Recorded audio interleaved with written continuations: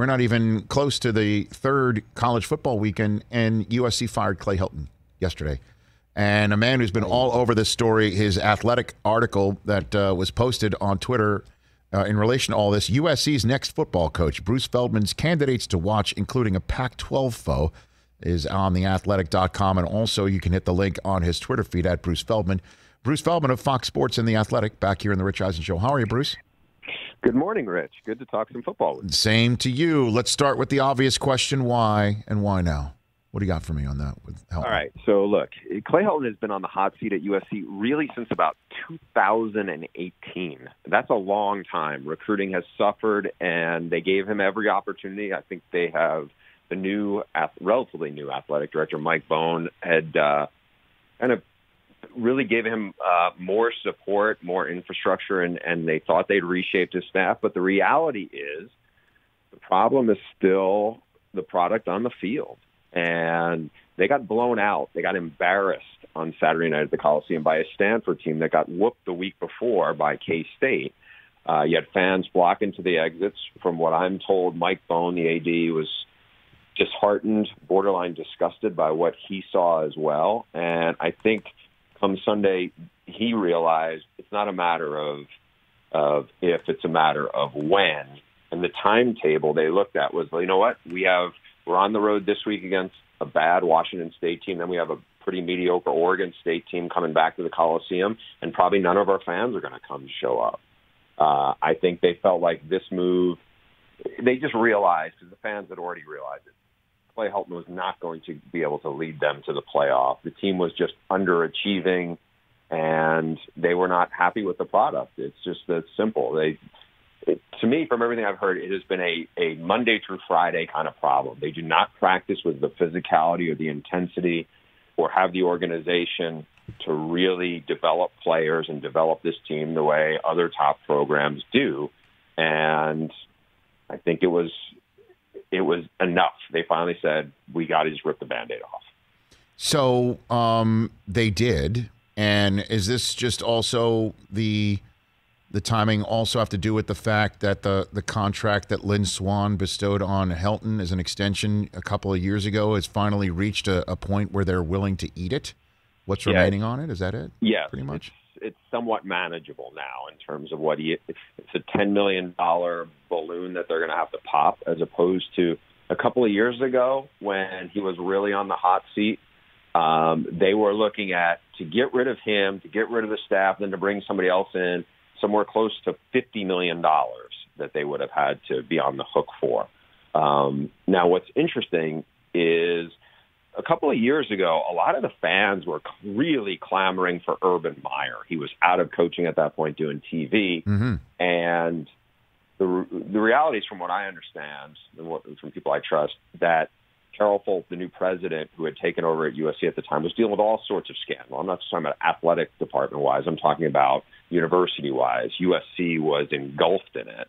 And the idea of hiring Urban Meyer, who has baggage, especially not that far removed from that Zach Smith scandal where Urban got suspended for 3 games, I don't think he was even somebody they could consider she wanted anything to do with.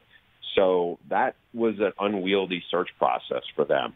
This is more manageable, and it's going to be interesting to see who they target and who is going to want to come across the country. I'm giving away kind of where I think this may go, but who's going to want to come across the country and potentially take over a USC program that has really been spinning its wheels for a while. Bruce Feldman from The Athletic and Fox Sports here on the Rich Eisen Show. Okay, the who next in USC. Walk me through your thought process and who might be on the radar screen of a former Cincinnati athletic director and what might be informing his decision to replace Clay Helton. Yeah, I mean, an obvious choice would be the guy he hired at Cincinnati, Luke Fickell. He's done a really good job there. They have a top 10 team again. I am not convinced Luke Fickell will want to come. He has 6 kids. I'm not convinced he will want to move his family to Southern California. And everything I've heard is Luke Fickell has a strong Midwestern roots. Obviously, a terrific player at Ohio State. I don't think the Ohio State job is coming open anytime soon. And I had heard he might potentially have some interest in Notre Dame down the road, but that job's probably not coming open. Now, if the Penn State job came open, would he be interested in that? Who knows? But, now with the news that Cincinnati is joining the Big 12, that came up last week, that job has gotten more attractive. Maybe he doesn't need to leave. So I'm not sure that he would be he's going to be the answer. Another guy in the Midwest, also an Ohio guy who's done a terrific job, and the name NFL fans know a little bit, is Matt Campbell from Iowa State. Terrific coach. Has really built that program. They had their best season ever last year, finishing number 9. That, to me, might be a little more, I don't say better fit, but I would be less surprised if he were to make the move. Now, again, he's had opportunities. There's NFL teams that are interested in him. And so he's turned down some good things because he really likes what he has there. So I think it's going to take a lot to get him to leave Ames, Iowa. And then the third guy I would say to really keep an eye on, from that part of the country is James Franklin, the Penn State head coach. Did a great job at Vandy. He has done really well at Penn State. He's been there a long time, Rich. I mean, now, and I'm not saying he's getting stale there or anything, but he has been there for a long time. You could see, anybody who knows James Franklin could see his personality resonating really well in Los Angeles at USC. I think that would play well. He's just got a big presence to him. He is recruited at an exceptionally high level. So, again, he's a guy I could see USC being very interested in, and I could see at the end of the day him having a lot to think about with it. The kind of a wild card guy to keep an eye on is Mario Cristobal. He's in the same conference. He's at Oregon, just had a huge win where they whipped Ohio State in Columbus. He's recruited in Southern California really well. He's got a great situation, and I know he thinks he has a team that has a chance to win national titles in the next 2 years on what he's built. So, would he be tempted to leave? I think that's a call that USC may want to at least kick the tires on. So you want to let's get some real talk here, Bruce Feldman, The Athletic, and Fox Sports. What does USC have going for it? I mean, there are no sacred cows anymore. There really are not anymore. You're seeing it in the NBA. You're seeing it in all sorts of sports. You're seeing the historic alliance needing to be formed because of what's down the road with the SEC and what they're all cooking up. What does USC have going for it other than the fact that that's where some great people used to play? I'm being honest. It's got 3 big things going for it that I think make it unique. The first one is there is an insane amount of talent within a 2-hour drive of Los Angeles. Mm-hmm. That is not insignificant. Now, Mario Cristobal has done well recruiting in Southern California, coming from Eugene, Oregon, where there's just not the same level of talent or nowhere close to it. But it has helped because you had the coach at USC be basically what feels like a lame duck coach for 3 years. That has made a lot easier for people to recruit talent out of here. It wasn't so easy when Pete Carroll had it going. And honestly, it wasn't even that easy when Lane Kiffin came in after him. So that's one thing. The other thing is no Power 5 school is better positioned compared to the rest of its league to be a top dog than USC is in the Pac-12, especially in the Pac-12 South. It has different resources. It has different tradition. It has such a recruiting base. If you're at your alma mater, if you're at James Franklin School, Penn State, you still got Ohio State in your division. Even if you're at Alabama, you got LSU, you got Texas A&M, you got Georgia right there, not far away. You got Florida. That's a lot of other heavyweights to compete with. What Mario Cristobal has done with Oregon, and certainly they had a ton of success when Chip Kelly was there, and then when Mark Helfrich, followed up that. But it's still not quite the same dynamic. So there's that. And then there is that element of what you're talking about, the great history they have. And it's been a while since they've been great, but a lot of kids and their families grew up wanting to be Trojans. And I think it's easier to ignite that spark when you have that kind of connection if it's the right head coach there. And so I think people look at that and they see, and also the facilities have been upgraded significantly since the days when Pete Carroll was was there when they had stuff still kind of outdated from the late 60s. What about Urban? You're already hearing the rumors, and you're already seeing, like Bobby Petrino's name getting thrown around, and that's a reason why Urban probably wouldn't want to do it. Like you get your butt whipped by the Houston Texans, and then all of a sudden, 2 weeks later, your name's attached to the USC job. I mean, that would not be the way to dip your toe in the NFL pool. But obviously, you can't get any better of a name than that for college football. So, is there any there? Any smoke with that? I don't think there is. I mean, I like what I just said a bit ago. The president didn't want anything to do with Urban Meyer a couple of years ago because of some, what she perceived as his baggage. I think also with this now, like Urban just he's a wildly unpredictable, person in this regard. Like he was the guy who retired at Florida and then came back a day later. And just like there's a lot of 180s that go on. He feels strongly, incredibly so about something one day, and then an hour later it can change, or a day later it can change. If he is 0-9 or 1-11, it wouldn't surprise me if he had, man, I don't need this.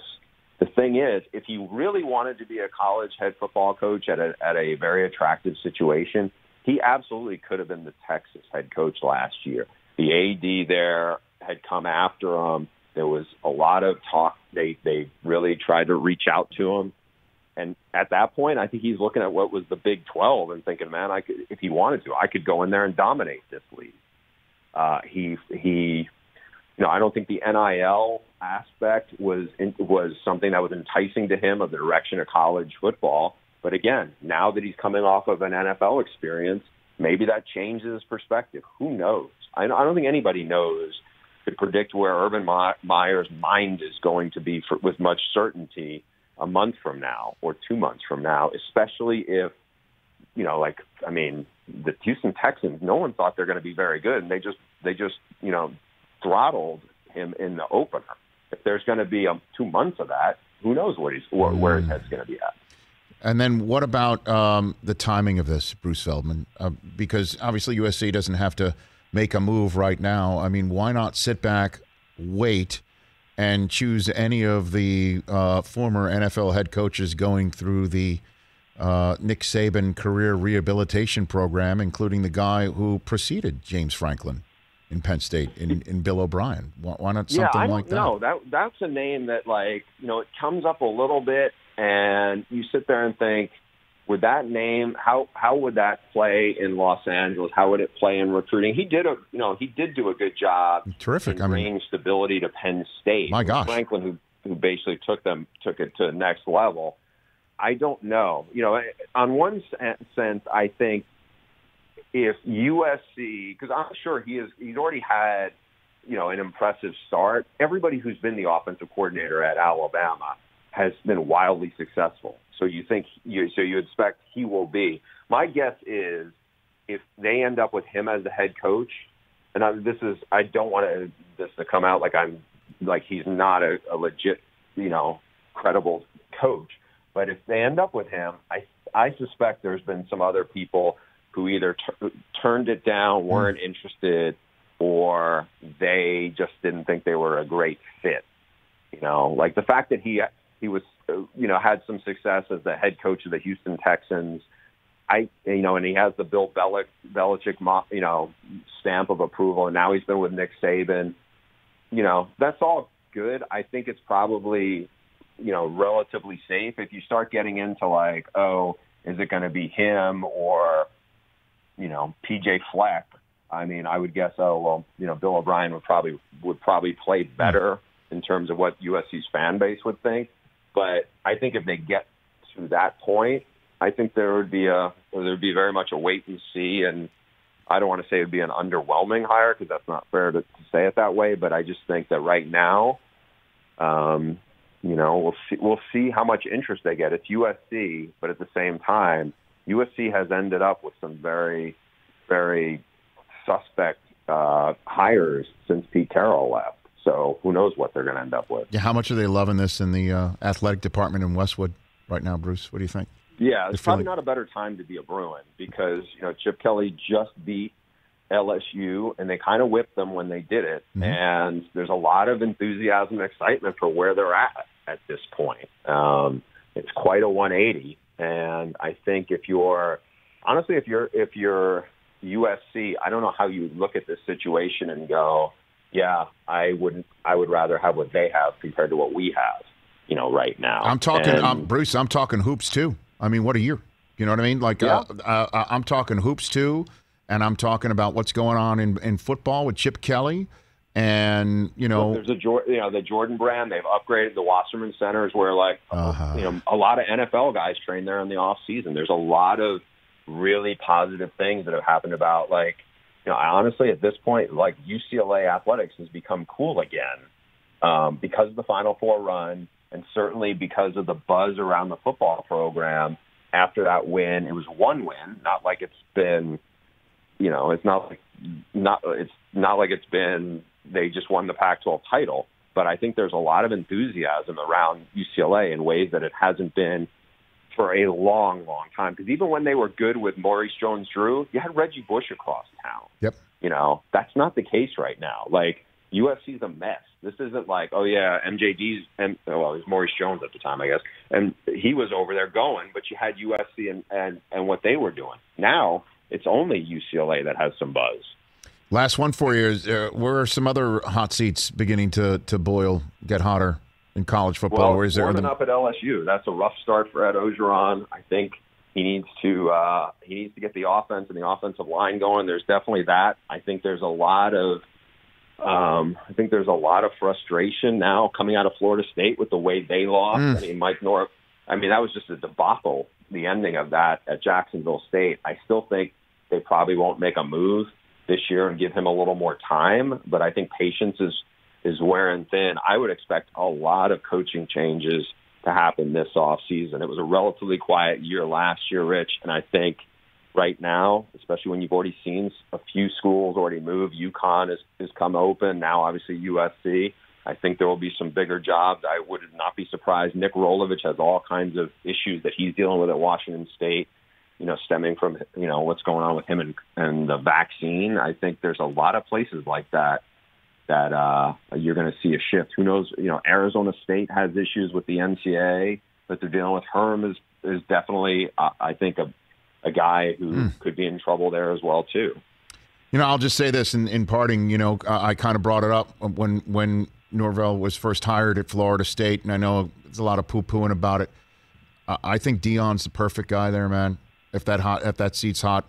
Look, in this day and age, reaching kids in high school, reaching kids with a cool program and a cool name, wanting to play there, and then showing off what you want to do with your kids. It does help to have a coach you can call into Stephen A. Smith anytime and then win some games, and the buzz that he brings to, the HBCU where he's coaching in Jackson State. I'm telling you, man, I mean, I think Deion's proven that he can do this thing. And I understand it's not D1 and it's not Florida State, but I said it before, and I think that's just it's inevitable that he would have been the perfect hire and maybe a future one. I'll just throw that out there, Bruce. Well, look, I think the more time he coaches there and the more I think the biggest challenge for him is going to be to prove that, how stable is he going to be as a head coach in terms of what I don't think anybody wants there is it to turn into like kind of a sideshow.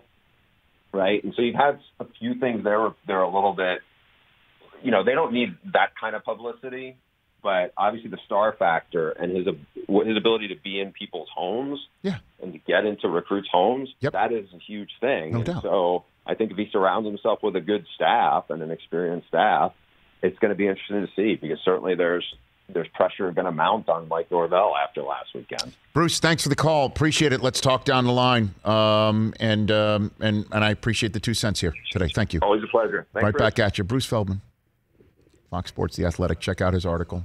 He didn't name all the names that are in the article. Check out his article on The Athletic. Hey, you watched all the way to the end. Thanks for that. Watch more right here